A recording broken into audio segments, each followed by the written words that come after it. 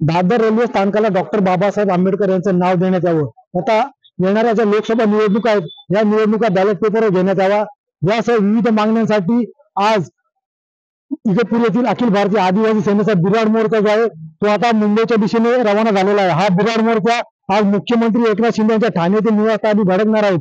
या बिराड मोर्चाचे जे महाराष्ट्राच्या कानाकोपऱ्यातून बिराड मोर्चाचे ते सदस्य दाखल झाले आहेत। आपल्या बरोबर आदिवासी सेनेचे संस्थापक अध्यक्ष दिना उघाडे, आपण त्यांच्याकडून जाणून घेऊया। सर, नेमकं काय सांगाल, आपल्या काय प्रमुख मागणी आहेत? आमची पहिली मागणी आहे की दादर रेल्वे स्टेशनचं डॉक्टर बाबासाहेब आंबेडकर टर्मिनल नामांतर झालं पाहिजे।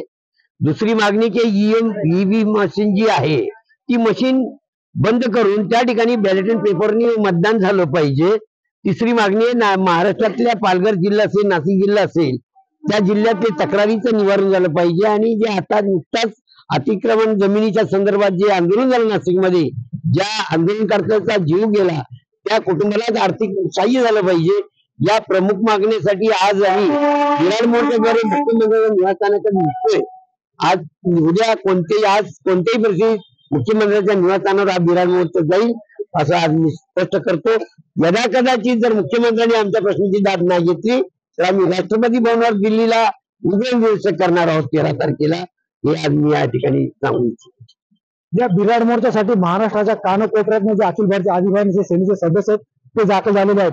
आणि जर उद्या समजा मुख्यमंत्री यांच्यावर बैठकीत जर का तोडगा निघाला नाही तर हा बिराड मोर्चा थेट दिल्ली येथील राष्ट्रपती भवनावर धडकून तिथे उग्र निदर्शन आणि मोर्चा करण्यात येईल, असा इशारा अखिल भारतीय आदिवासी सेने संस्थापक अध्यक्ष दिना उघाडे यांनी दिला आहे। शैलेश पुरोहित, TV9 मराठी, इगतपुरी।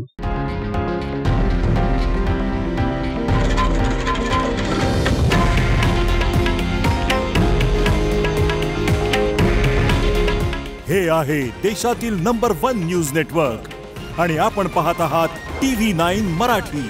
काळजी तुमची, हित महाराष्ट्राचं।